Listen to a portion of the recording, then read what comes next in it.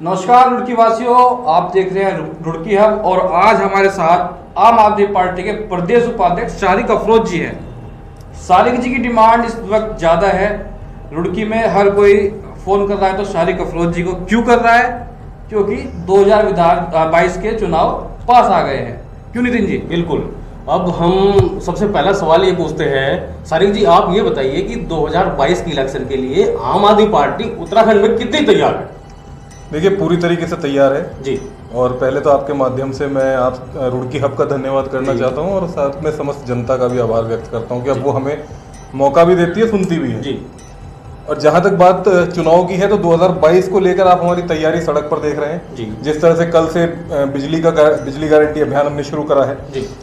तो आप समझ सकते हैं कि आज की डेट में, आज की तारीख में जी। चुनाव से लगभग 5 से 6 महीने पहले उत्तराखंड की राजनीति को आम आदमी पार्टी रीडिफाइन कर रही है जी। जिस परिवर्तन की हमने बात करी थी आज हम उसमें कामयाब हुए हैं जी। उत्तराखंड की राजनीति बिजली, स्वास्थ्य और शिक्षा के मुद्दों पे होगी, ये हमने सुनिश्चित कर दिया है जी। तो जिस परिवर्तन की हमने बात करी थी आज हम उसे डिफाइन कर रहे हैं, अब हम उस पर आगे बढ़ रहे हैं। अब देखना यह है जो विपक्षी दल है वो कितना तैयार। शारिक जी, रुड़की में कौन चेहरा होगा? सबकी नज़र है कि सब ये मान कर चलें कि आम आदमी पार्टी का टिकट उनकी जेब में पड़ा है। क्या कहना चाहेंगे? देखिए, इसमें रुड़की में लगभग 1.25 लाख के आसपास की पॉपुलेशन है जो वोट करती है। ठीक है। हर आम आदमी का अधिकार है चुनाव लड़ने का। ठीक है। एक वोटर चुनाव भी लड़ सकता है।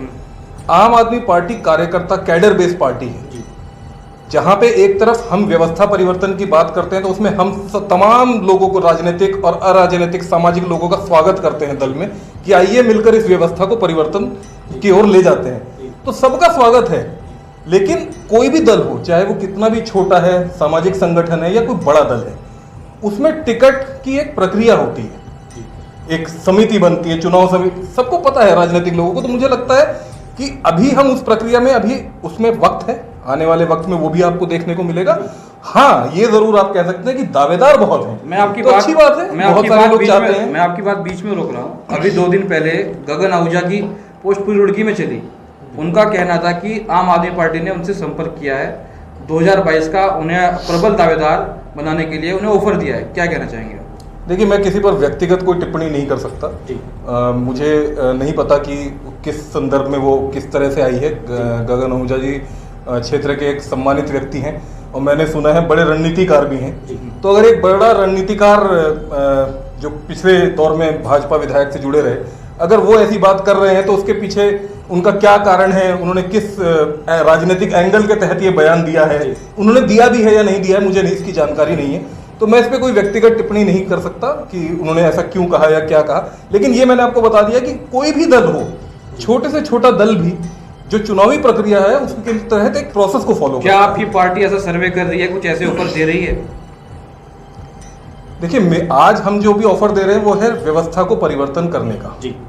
हम ये कह रहे हैं कि इस जो सरकार है, 20 साल का जो डिजास्टर है, पॉलिटिकल डिजास्टर जो उत्तराखंड के अंदर है, जो सरकारी स्कूल तबाह कर दिए गए हैं, जो स्वास्थ्य अस्पताल तबाह कर दिए गए हैं, बिजली खुद बनाने के बावजूद इतनी महंगी हम लोग यहाँ दे रहे हैं, उसको परिवर्तन करना है। तो ऑफर ये है कि जितने भी ऐसे लोग जो इस मिशन में हमारे साथ देना चाहते हैं उन सबका स्वागत है। और ये जो धरती है उत्तराखंड की, यहाँ पे ऐसे ऐसे वीर सपूत पैदा हुए हैं जो आपको एक अच्छा नेतृत्व देंगे।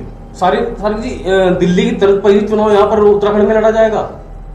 दिल्ली की तर्ज पे नहीं, उत्तराखंड का अपना मॉडल, हम उत्तराखंड का मॉडल दे रहे हैं लोगों को। दिल्ली में 200 यूनिट बिजली फ्री, लेकिन दिख नहीं रहा है ना सर। जैसे आप दिल्ली वाले आपने बिजली फ्री की है, कुछ यूनिट बिजली फ्री की है, पानी का बिल माफ किया है, शिक्षा को कुछ फ्री किया है, बहुत से अच्छे स्कूल वहां पर आपने दिए हैं। क्या यहाँ पर भी उन्हीं मुद्दों के साथ आएगी? बिल्कुल। देखिए, कुछ मुद्दे ऐसे होते हैं जो सब जगह के सेम होते हैं। ठीक, जैसे शिक्षा का मामला है तो शिक्षा, यहाँ के बच्चों को भी अच्छी शिक्षा चाहिए, मुफ्त शिक्षा चाहिए। बिजली की जहां तक बात है, दिल्ली में हमारी 200 यूनिट फ्री है, अगली 200 पे 50% होता है। यहाँ हमने उसको एवरेज आउट करके 300 यूनिट फ्री का वो दिया है, विकल्प दिया। इसी तरह से सरकारी अस्पताल है, सरकारी अस्पताल अगर उत्तराखंड के अच्छे होते हैं तो मेरे हिसाब से ये मुद्दा होना चाहिए। इसमें दिक्कत क्या है? ये सरकार पे बोझ नहीं पड़ेगा सर। इसको हम दिल्ली मॉडल क्यों करें? सरकार पे बोझ नहीं पड़ेगा सर। सरकार अगर आप फ्री करेंगे तो सरकारी कमाई कहां से? बिल्कुल गौरव भाई, आपका बिल्कुल वाजिब सवाल है। लेकिन हम जो सरकार के बोझ हटाने की बात कर रहे हैं वो उस भ्रष्टाचार को रोकने की बात कर रहे हैं। आप आज जो लूट मची हुई है, क्या वो बोझ नहीं है? किस तरह की लूट मची है? भ्रष्टाचार है हर जगह, हर कमीशन खोरी है। बताइए कहां पे कमीशन खोरी नहीं है? कौन से सरकारी दफ्तर में ठेके बिना कमीशन के हो रहे हैं? आप एफआईआर दर्ज कराइए थानों में कर जाकर, रहे हैं वो। अगर आपको पता है कि यहाँ पे भ्रष्टाचार हो रहा है, सर आप एफआईआर हम दर्ज तो वो कराइए। भी करा रहे हैं, हमारे कार्यकर्ता और नेता अब एक एक करके, देखिए चुनाव करीब आ रहा है, आपको सारे रंग देखने को मिलेंगे, सबके लिखे चिट्ठे निकाल लिए हैं, समय आपके आने दीजिए, जनता के बीच में लेके जाएंगे, और चुनाव से पहले जनता से बढ़िया एफआईआर कहीं नहीं होती। उत्तराखंड का सियासी पारा इस वक्त बढ़ा हुआ है। अरविंद केजरीवाल भी उत्तराखंड का दौरा कर चुके हैं, तमाम नेता यहाँ पर आ रहे हैं, आपके बड़े नेता। क्या हलचल आप उत्तराखंड में मचाने वाले हैं, ये कुछ बताएंगे? हलचल तो मची हुई है चारों तरफ, जिस तरीके की चर्चा आप मेरे से कर रहे हैं। जी जी। और मुझे लगता है कि महत्वपूर्ण ये है, और मुझे इस चीज की खुशी है जी। एक युवा होने के नाते, मुझे इस चीज की खुशी है कि हम कम से कम राजनीतिक मुद्दों को हमने रिडिफाइन कर दिया। इस पे आपकी सहमति होगी जी। क्योंकि अभी तक क्या होता था कि धर्म, जाति, मंदिर, मस्जिद, इस तरीके के मुद्दों पे ही वोट देते चले आए। कहीं ऐसा तो नहीं है सारिक जी, जैसे लोग लुभावने वादे करके यहाँ पर सरकार स्थापित करना चाहती है आम आदमी पार्टी? नितिन जी, आप मुझे ये बताइए कि जो हमने वादे करे हैं अब तक, और जो अगले कुछ महीनों में हम और लेके आएंगे, उनमें से ऐसा कौन सा वादा है जिसको आप सिर्फ एक, जैसे अभी बीजेपी के भी एक मंत्री ने बिजली मुफ्त देने की कुछ बात चर्चा छेड़ी थी, और उसके बाद कह दिया कि ऐसा कोई प्लान नहीं है। हमने जो चीज दिल्ली में कमिट करी थी, हमारी सरकार ने वो डिलीवर करी। अब हम जो यहाँ, ठीक है, वो कांग्रेस, भाई कांग्रेस के प्रभारी हैं वो पंजाब के, वहां कर दें पहले, उसके बाद उत्तराखंड वालों को भी विश्वास हो जाएगा। तो कांग्रेस की तो बात ही, देखिए कांग्रेस तो एक डूबा हुआ जहाज है, उसकी अब बात करना बेकार है, उसको वो एक्स हो चुका है, तो उसको छोड़ दीजिए। रही बात बीजेपी की, तो बीजेपी जो काम आज की डेट में कर रही है, उसके खिलाफ, उसका जो मॉडल था, हमने कहीं ना कहीं उसको राजनीतिक रूप से रीस्टैब्लिश कर दिया है। जनता से जुड़े मुद्दों को, इनको लोक लुभावने वो ना कहिए, शारिक भाई, ये जरूरतें हैं शारिक भाई। लेकिन एक बात आपको माननी पड़ेगी, आपके यहाँ टिकट लेने वालों की तो भीड़ है, लेकिन जनता कहीं दिखाई नहीं दे रही है। देखिए, अगर टिकट लेने वालों की भीड़ है तो कहीं ना कहीं आप ये बात पे भी एग्री कर रहे हैं आपके अपने स्टेटमेंट से। टिकट आदमी, जो राजनीतिक लोग हैं, वो टिकट किसी पार्टी का तभी लेते हैं जब उनको पता है कि इस पार्टी के पास वोटर है। लोगों की महत्वाकांक्षा होती है, वो हमारा वोटर मौका तलाशने, बिल्कुल ठीक बात है, राजनीतिक व्यक्ति मौका देखता है, लेकिन उसी वही अगर वो आज हमें देख रहा है एक अवसर के रूप में, तो इसका मतलब ये है कि साइलेंट वोटर हमारे पक्ष में है। रही बात भीड़ की, चलिए बात कोरोना काल में भीड़ इकट्ठी कर कहीं पर हम लोगों की मतलब जिंदगी के साथ खिलवाड़ करें, ऐसी राजनीति हम नहीं करना चाहते। ठीक है, आप रुड़की की बात करते हैं, रुड़की में ऐसे मुद्दे कौन से मानते हैं आप जिन पर जाकर आप चुनाव लड़ेंगे, चुनाव मैदान में जाएंगे, कौन से मुद्दों को लेकर आप आगे बढ़ेंगे? 2 बार के विधायक आपके सामने खड़े होंगे, कैसे आप उनसे जीतेंगे? देखिए, बहुत सीधा था, इसमें कोई 2 बार के हैं या 4 बार के विधायक है, इससे बिल्कुल फर्क नहीं पड़ता, क्योंकि दिल्ली में जिन लोगों को हमारे नए नए राजनीतिक नेताओं ने हराया था, वो भी 4-4, 5-5 बार के नेता थे, और शीला दीक्षित जैसी मतलब जो सीएम थी, उन तक की वो हो गई थी। तो इससे कोई 2-4 बार का होने से कोई फर्क नहीं पड़ता है। चुनाव होगा काम पे, ठीक है, काम कितना, क्या काम देखते हैं रुड़की में, क्या काम नहीं हुए हैं आप? भाई हम तो सीधी बात कह रहे हैं कि मेरे साथ विधायक जी भी चले, पूर्व विधायक भी चले, मेयर साहब भी चले, सब चले, और मीडिया वाले साथी भी चले, और आइए चल के सरकारी अस्पताल का राउंड लेते हैं, सरकारी स्कूल का राउंड लेते हैं, जो भी यहाँ पे डिस्पेंसरीज हैं उनका राउंड लेते हैं, पता तो करे। मैंने सुना है नगर निगम में एक लाइब्रेरी भी हुआ करती थी जी, होती थी, उसका भी राउंड ले लेते हैं, तो पता तो चले काम क्या किया है। देखिए, अगर सड़क बनाने को, नलका गड़वाने को आप काम में गिनते हैं जिसमें 30 से 40% घूसखोरी और कमीशन खोरी हो रही है, वो भाई साहब हमारी नजर में तो काम नहीं है, और इसी को रिडिफाइन कर रहे हैं। रुड़की में आवाज इसी को हम रिडिफाइन कर रहे हैं। रुड़की में आवाज क्यों नहीं उठ रही है कमीशन खोरी पे, अगर आप आरोप लगा रहे हैं? बिल्कुल उठ रही है सर, रुड़की में भी उठ रही है। सड़क पे नहीं दिखाई दे रही है सारिक जी? सर सड़क पे भी दिखाई देगी। कब दिखाई देगी? चुनाव के बाद? नहीं, चुनाव से पहले आपको लोग, अभी देखिए क्या है कि जनता इस टाइम पे, हम लोग एक बड़ी महामारी से निकल के आ रहे हैं, ऐसे टाइम पे आपको बहुत सारी चीजें बहुत एहतियात से करनी पड़ती हैं। ठीक है, आप कोई बड़ा जन आंदोलन छेड़ देते हैं और उससे लोगों को, सरकार मौका देख रही है कि कोई ऐसा काम हो कि उसका ठीकरा आपके ऊपर फोड़ दिया जाए। चलिए मान लीजिए आपका विधायक रुड़की में जीत जाता है, तो आप कौन से काम करेंगे? पहले तो आपके मुंह में घी शक्कर जी, जो आपने कहा कि मान लीजिए, नहीं, मैं कह रहा हूं कि विधायक रुड़की से नहीं, पूरे उत्तराखंड के अंदर 50 से ज्यादा सीटों पे आम आदमी पार्टी का विधायक जीतने वाला है जी। कौन से काम की बात है? तो हमने जो गारंटीज अरविंद केजरीवाल जी स्वयं आकर यहाँ पर देकर जा रहे हैं, जैसे 300 यूनिट बिजली का भी हमने आपको दिया है, 300 यूनिट बिजली आपको मुफ्त मिलेगी, और उन्होंने ये भी आश्वासन दिया कि ये कोई ऐसा नहीं है कि हम 5 साल बाद करेंगे, 4 साल बाद करेंगे। ठीक है, पहली कलम से उन्होंने ये कहा है कि सबसे पहला काम ये किया जाएगा। किसानों की बिजली मुफ्त करी जा रही है, पुराने बिल माफ करे जा रहे हैं। चेहरा कौन होगा? गौरव भाई आप आ जाएंगे, चेहरा आप भी बन सकते हैं। आम आदमी का कोई भी आम आदमी आप चेहरा हो ऐसे सकता किसी को है। भी टिकट दे देंगे। जो आदमी, देखिए हमारा 3 C's का कॉन्सेप्ट जी। है, कम्युनल नहीं होना चाहिए, जी। करप्ट नहीं होना चाहिए, उसके ऊपर कोई गंभीर संगीन आरोप नहीं होने चाहिए।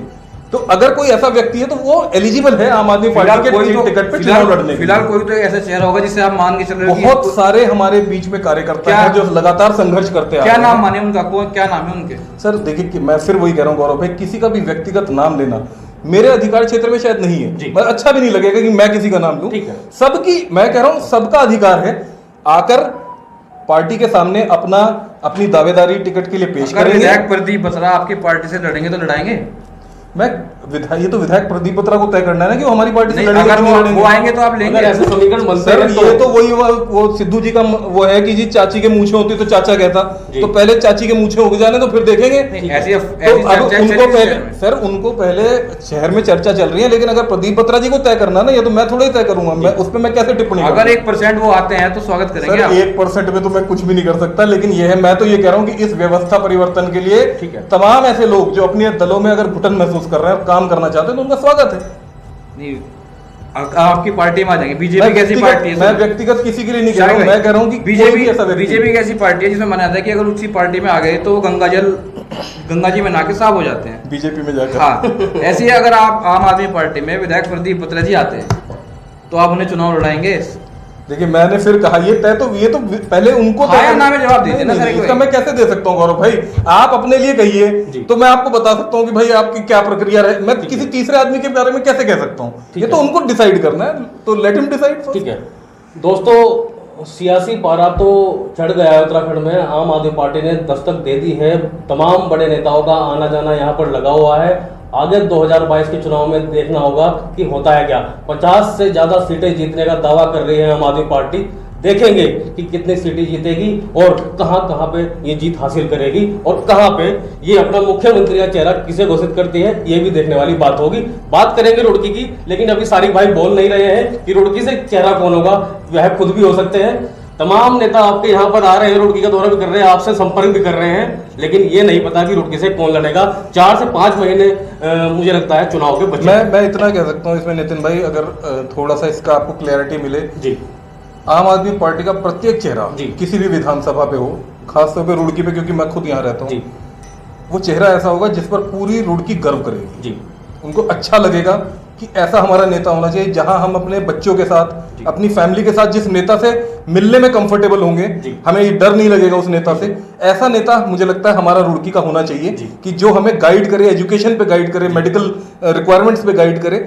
ऐसा कंफर्ट जोन का नेता हमारे बीच में रहेगा। तो इसके लिए मैं आप लोगों को आश्वासन दे सकता हूँ कि जो भी चेहरा आएगा वो इन पैरामीटर्स पे पूरा उतरेगा। ठीक है, तो दोस्तों मैं आपको बता दूं, रुड़की वासियों से मेरी अपील है कि कमेंट करके जरूर बताइएगा कि आपके मन में क्या है।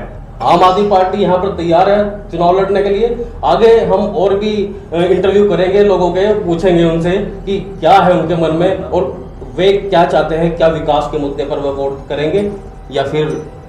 आपको क्या लगता है विकास का तो मुद्दा बहुत दिनों से चला आ रहा है लोग, लेकिन हम विकास को डिफाइन कर रहे हैं कि मेरा विकास क्या है कि अगर मेरी 300 यूनिट बिजली की फ्री हो जाती है तो मेरा एक अच्छा खासा जो बजट है घर का, जो कोरोना की पूरी महामारी के बाद जिस तरीके से बुरी हालत हुई है, तो अगर 300 यूनिट मुझे फ्री मिल जाए तो इससे बढ़िया क्या हो सकता है। लेकिन शारिक भाई, फ्री एजुकेशन, शारिक भाई हर घर में 3 AC लगे हुए हैं, आप मान देंगे कि महीने में वो 300 यूनिट ही आएंगी? सर देखो, जिसके घर में 3 AC लगे हुए हैं वो तो अपना बिल पे कर रहा है। मेरा दर्द, आप ये 3 AC वाले ना, मुझे लगता है 2 या 3%, 5% लोग हैं। उस गरीब के घर में जाके देखिए, उन गलियों में घर में जाके देखिए जिनके लिए उस पैसे की वैल्यू है। तो बचत जो है, जब नीतियां बनती हैं तो लार्जर पर्सपेक्टिव में बनती हैं। भाई बहुत सारे लोग ऐसे भी हैं, जिन 3 AC वालों की बात कर रहे हो आप, जिनका यहाँ पे सेकंड होम है, वो रहते दिल्ली में और उनका बिल आ रहा है, तो उनके तो नहीं आएंगे। तो सबको बेनिफिट मिलेगा। और स्वास्थ्य और शिक्षा के उसमें भी, अगर हमारी जो आज हम महंगे स्कूलों में पढ़ाने को मजबूर है, आज जाके देखिए दिल्ली में, अरविंद जी खुद इनवाइट करके गए हैं सभी मीडिया हाउसेज से, कोई भी जाकर दिल्ली के किसी भी सरकारी स्कूल में, किसी भी अस्पताल में जाके आप वहां से रिपोर्ट दीजिए। ठीक है। और मैं आप लोगों से भी चाहता हूँ, आपकी नेता का बयान आता है उमा सिसोदिया जी का कि डॉग हैं। नहीं, ऐसा कोई बयान उन्होंने नहीं दिया है। उन्होंने जो बयान दिया था और उसका अपना उन्होंने बयान का स्वतः खंडन भी कर दिया जी। है, ठीक है। लेकिन हाँ, दलों की क्योंकि मानसिकता इस तरीके की है, उन्होंने अपनी मानसिकता दिखाई और आपने अभी देखा बीजेपी के प्रवक्ता ने लोगों को भिखमंगे कहा जी। है उत्तराखंड की जनता को। तो कहीं ना कहीं देखिए, राजनीति में भाषा बहुत महत्वपूर्ण है, शब्दों का सही चयन बहुत महत्वपूर्ण है। आपकी पार्टी ने उन पर कुछ कार्रवाई तो नहीं करी सर? सर, कार्रवाई लायक अगर कोई बात होती तो कार्रवाई भी हो गई होती। आप मानते हैं उनके बयान से, आप सहमत है इसका मतलब? नहीं, उनका बयान गलत था ही नहीं, उन्होंने ऐसी कोई बात ही नहीं कही है। उन्होंने अगर भाई उनके शब्दों का चयन जिस तरीके से उसको बता रही थी, उसको डेविएट कर दिया गया पूरे उनके बयान को। तो आप किसी भी बयान को पूरी तरीके से डेविएट कर देंगे तो उसका मतलब ही बदल जाएगा। आप सिर्फ एक पर्टिकुलर पॉइंट को उठा के अगर कर रहे हैं, देखिए बहुत सिंपल सी बात है कि एक अगर, और उसका वो माफी मांग चुकी है उस बयान पे उन्होंने खंडन जाहिर अभी किया आप कह रहे है। थे कि उनके बयान में कुछ ऐसा गलत नहीं था, अभी आप कह रहे हैं कि माफी सर, मांग मैं ये ली। कह रहा हूँ कि उन्होंने ये कहा है कि अगर किसी को मेरी बात से कोई आहत हुआ है या मेरे शब्द कोई गलत लगे तो उन्होंने उसके लिए माफी मांग ली है। ठीक है, चलिए इस चर्चा को यहीं पे विराम देते हैं और आगे भी हम इस तरह की चर्चा आपको दिखाते रहेंगे। हमारे चैनल को आप सब्सक्राइब कीजिए। यदि आप ये वीडियो फेसबुक पर देख रहे हैं तो हमारे पेज को लाइक कीजिए। बहुत बहुत धन्यवाद आप सभी का। बहुत बहुत धन्यवाद।